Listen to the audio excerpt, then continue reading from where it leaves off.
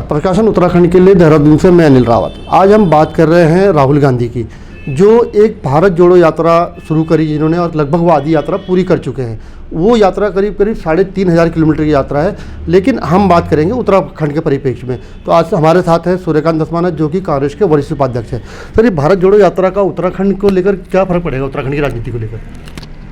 देखिए, श्री राहुल गांधी द्वारा जो भारत जोड़ो यात्रा कन्याकुमारी से कश्मीर तक 3,500 किलोमीटर से ज़्यादा की वो यात्रा अपने आप में एक बड़ा साहसिक और ऐतिहासिक कदम राहुल गांधी जी ने उठाया।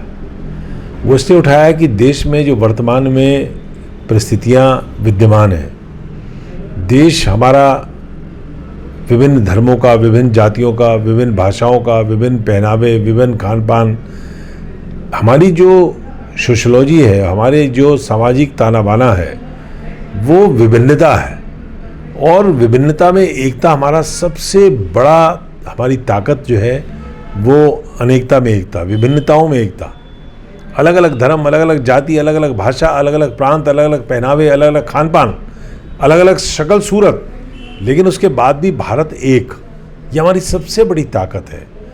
उस ताकत को कुछ लोग कमज़ोर करने में, पिछले जब से हम आज़ाद हुए तब से उस ताकत को कमज़ोर करने में लगे थे। इस सामाजिक ताने बाने को नष्ट भ्रष्ट करने की कोशिश आज से नहीं, देश की आज़ादी के साथ ही इस ताने बाने को नष्ट भ्रष्ट करने का काम शुरू हो गया था। और लंबे समय तक वो लोग जब सफल नहीं हुए तो उन्होंने धर्म की आड़ ली, धर्म का सहारा लिया। मंदिर, मस्जिद, हिंदू, मुस्लिम, ये नारे लेकर के जब जनता के बीच में आए, जनता को बहकाया, बरगलाया। तो जिस प्रकार से रावण ने सीता का हरण करने के लिए साधु का वेश धरा, और सीता माता जो कभी किसी के बहकावे में आ ही नहीं सकती थी, लेकिन जब भगवान राम का नाम लिया, जब देखा कि भाई गेरुआ वस्त्र पहना हुआ है, जब देखा कि भगवान राम का नारा लगा रहा है, तो ये मेरा क्या बिगाड़ेगा, तो मर्यादा की रेखा जो लक्ष्मण ने खींची थी उसके बाहर आ गई और सीता का हरण हो गया। वैसे ही भारत की जनता जो कभी किसी के बहकावे में नहीं आई, किसी के बरगलाने में नहीं आई, किसी के लड़ाने से नहीं लड़ी, लेकिन जब राम का नाम लिया गया, जब गेरुआ वस्त्र पहन करके जय श्री राम के नारे लगा करके लोगों के अंदर भावना भरी गई, तो भोली भाली सीता रूपी जनता वो इनके बहकावे में आ गई।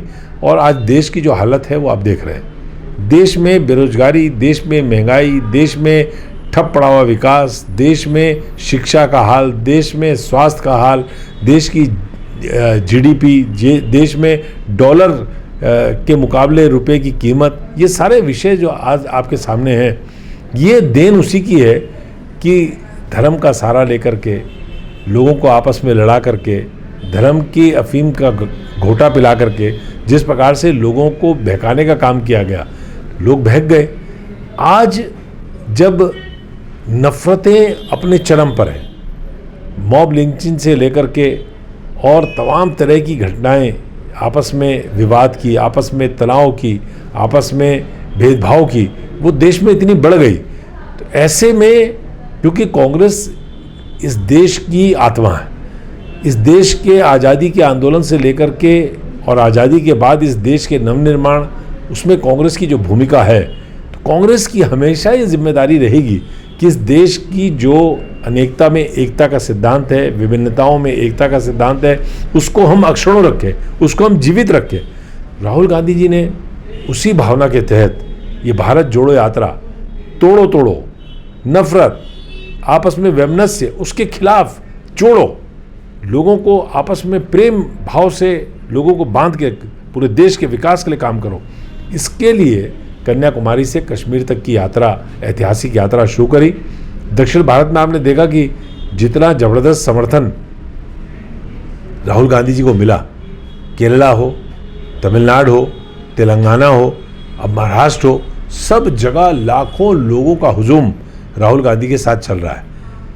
मैं उत्तराखंड के विषय में जो आपने सवाल किया कि उत्तराखंड से क्या संबंध, उत्तराखंड की और पूरे देश की कांग्रेस की जिम्मेदारी मैंने आपको बताया कि जो भी देश को जोड़ने का काम होगा उसमें हमारी आहुति पड़ेगी ही पड़ेगी। जो भी इस महायज्ञ को करेगा उसमें उत्तराखंड तो देवभूमि है, उत्तराखंड तो आध्यात्मिक दृष्टि से जब आदिगुरु शंकराचार्य ने पूरे भारतवर्ष को जोड़ा, तो चारों धामों की जब स्थापना करी तो 3 धाम स्थापित करके चौथा धाम स्थापित करने के लिए वो उत्तराखंड पहुँचे।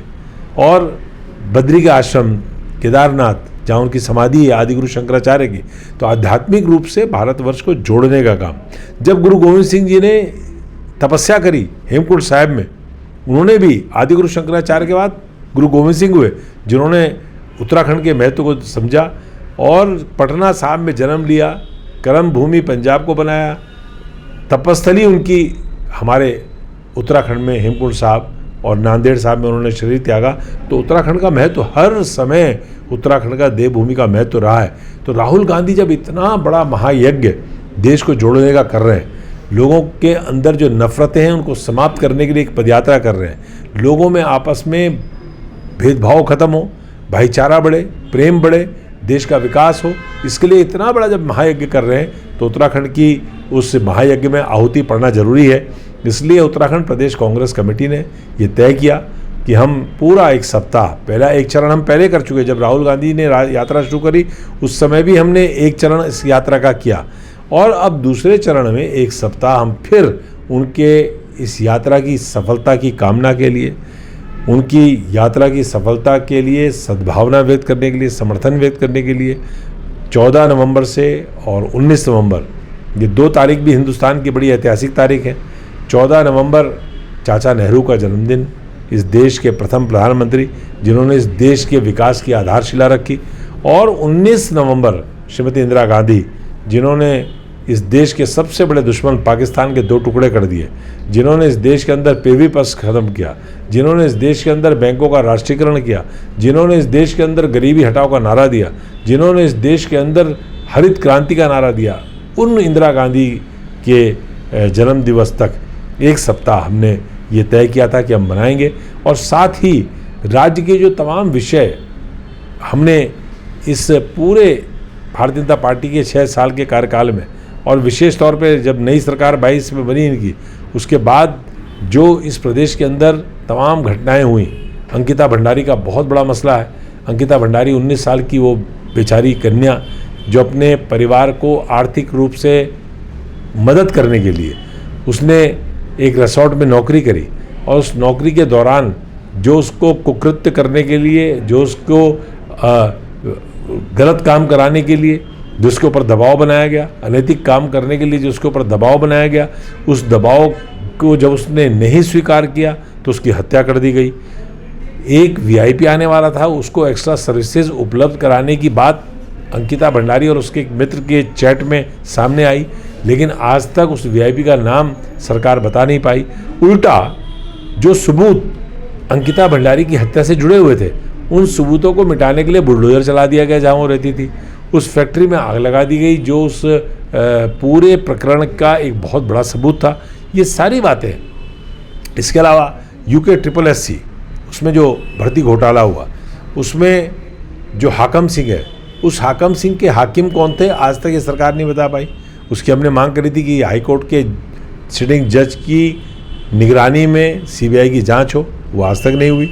इसी तरह से विधानसभा में भर्ती घोटाला, इसी तरह से राज्य में चरम पर जो बेरोजगारी है, पूरे प्रदेश के अंदर बेरोजगार नौजवान आज निराश है, पूरे प्रदेश के अंदर ठप पड़ा हुआ विकास, पूरे प्रदेश के अंदर अवैध तरीके से जो खनन हो रहा है, ये सारी बातें हमने अपनी इस एक सप्ताह की पदयात्रा में जो विभिन्न विधानसभाओं में हमारे पर्यवेक्षक नियुक्त हो रखे हैं, हमारे प्रभारी नियुक्त हो रखे हैं, वो जगह जगह जा कर के अपनी यात्राएं जहां उनको प्रभार दिया गया है उनका संचालन करवा रहे हैं। कल देहरादून की कैंट विधानसभा में मेरे नेतृत्व में यात्रा निकली, उसमें बड़ी संख्या में लोग इकट्ठा हुए। सब जगह जहां हम गए लोगों का समर्थन, लोग आकर के स्वयं भारत जोड़ो के नारे लगा रहे, वंदे मातरम के नारे लगा रहे, भारत माता की जय के नारे लगा रहे। तो इस तरह से उत्तराखंड की बहुत बड़ी भूमिका इस पूरी यात्रा में, जो भारत जोड़ो यात्रा है, हम बेशक शरीर से वहाँ नहीं जा पाए, लेकिन हमने अपने राज्य में, अपनी विधानसभाओं में, अपने जनपदों में खुद पैदल चल करके जो राहुल गांधी का संदेश है वो उत्तराखंड की जनता तक पहुँचे, इसका हम लोग प्रयास कर रहे हैं। सर, राजनीतिक परिवेश में बात करें अगर, तो इस यात्रा का उत्तराखंड में, क्योंकि कांग्रेस के बहुत कम मतलब विपक्ष, कमजोर विपक्ष के रूप में कांग्रेस है, तो आने वाले चुनाव में इसका कुछ फायदा मिलेगा? देखिए, ये यात्रा चुनाव से इसका मतलब ही नहीं है। कोई भी राजनीतिक गतिविधि होती है उसका निश्चित तौर पे राजनीति में भी असर पड़ता है, चुनाव में भी असर पड़ता है, लेकिन हमारा उद्देश्य ही नहीं है। हम वोट की अगर परवाह होती तो राहुल गांधी प्रचार ना करते हिमाचल प्रदेश में। राहुल गांधी गुजरात में चुनाव हो रहा है, उन्होंने सब कुछ ताक पे लगा करके, सब कुछ त्याग करके, ये एक संत ही कर सकता है। और ये केवल कह देने से, गुफा में 1 घंटे पोज बनाकर बैठ करके अपनी फिल्म खिंचवाने से कोई संत महात्मा नहीं होता। मैं फ़कीर हूँ कह देने से कोई फ़कीर नहीं होता। आप देखिए कि लगातार 68 दिन हो गए और राहुल गांधी पैदल चल रहे हैं, 25 किलोमीटर प्रतिदिन लोगों को गले लगा रहे हैं। बुजुर्ग महिलाएं उनको माथा चूम रही हैं, छोटे छोटे बच्चे उनको गाल में उनके हाथ लगा रहे हैं, उनको बुजुर्ग उनके सर पे आशीर्वाद का हाथ रख रहे हैं। तमाम नौजवान उनको उम्मीद भरी नज़रों से देख करके उनके साथ नारे लगा रहा है, नफरत छोड़ो भारत जोड़ो। ऐसे इतने बड़े काम को राहुल गांधी कर रहे हैं। हमारा भी फ़र्ज़ है, हमारा भी दायित्व है कि जब वो इतना बड़ा महायज्ञ कर रहे हैं तो कुछ ना कुछ आहुति हम भी डालें। इसलिए राजनीति पर कोई असर हो ना हो, हमारे चुनाव में जीत हार में इसका कोई असर हो ना हो, लेकिन जो देश की असली आत्मा है, अनेकता में एकता का जो हमारा मूल मंत्र है, वो मूल मंत्र हमेशा अक्षुण्ण रहे, उसकी हमेशा सुरक्षा हो। इसके लिए राहुल गांधी की ये यात्रा है और उत्तराखंड में भी हम उस यात्रा को कर रहे हैं। अच्छा, तो उत्तराखंड में धामी 2 सरकार है, अभी लगभग 1 साल से ज़्यादा का वक्त हो गया, तो आप धामी सरकार को कितना देखते हैं इसके कामों को लेकर? अब आप बताइए ना, मुझे बताइए कि इतने बड़े बड़े घोटाले, इतनी बड़ी बड़ी घटनाएं अगर उत्तराखंड के अंदर घटित हो रही हैं तो हम विकास, कहीं दूरबीन लगाइए आप, विकास दिखे कहीं आपको? केवल अखबार में खबर छप जाने से थोड़ी विकास होता है, केवल बोल देने से, भाषण देने से विकास थोड़ी होता है।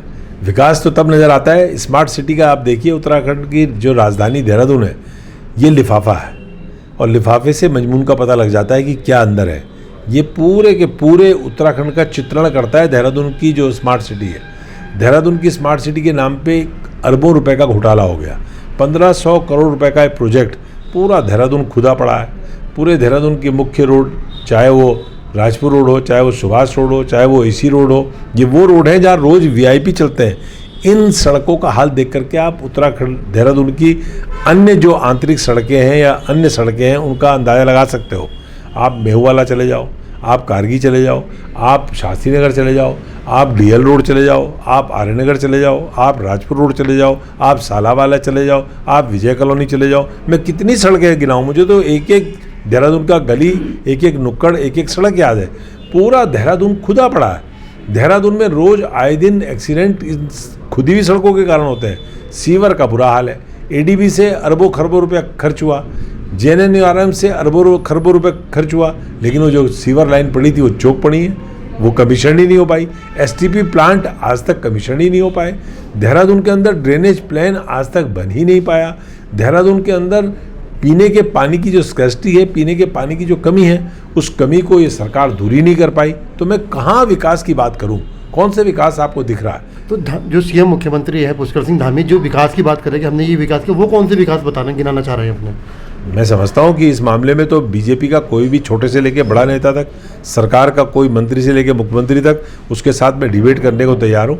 मेरे साथ आकर के खुली बहस करें, घंटा घर में कर लें, गांधी पार्क में बैठ के बहस कर लें और मुझे बताएं कि कहाँ विकास है। मैंने आपको उदाहरण बताया कि देहरादून जो राजधानी है, उस राजधानी की सड़कों का आप हाल देख लो तो पूरे राज्य की सड़कों का आप अंदाज़ा लगा सकते हो। देहरादून में चिकनगुनिया और डेंगू आज महामारी के रूप में फैला हुआ है। कोई कहने वाला नहीं है, बोलने वाला नहीं है। लोग बीमार पड़े हैं, उनके हाथ पांव, पूरा शरीर दुख रहा है। पूरे देहरादून के अंदर हर घर में आपको वायरल का मरीज मिल जाएगा, वायरस से प्रताड़ित आदमी मिल जाएगा। तमाम बुखार चल रहे हैं, तमाम टेस्ट नेगेटिव आ रहे हैं और लोगों को बुखार है, लोगों को वायरस है, लोगों के कमर टूट रही है, लोगों के हाथ टूट रहे हैं, लोगों के जोड़ों में दर्द हो रहा है। कोई कहने पूछने वाला नहीं है। तो विकास दिखना चाहिए। अगर हो रहा है तो विकास दिखना भी चाहिए। मैं समझता हूँ कि विकास की केवल थोती बातें हो रही हैं, विकास नाम की कोई चीज़ नहीं। धन्यवाद असमाना जी। अगर आपको ये हमारा वीडियो पसंद आए तो वीडियो को लाइक करें, शेयर करें और चैनल को सब्सक्राइब जरूर करें। धन्यवाद।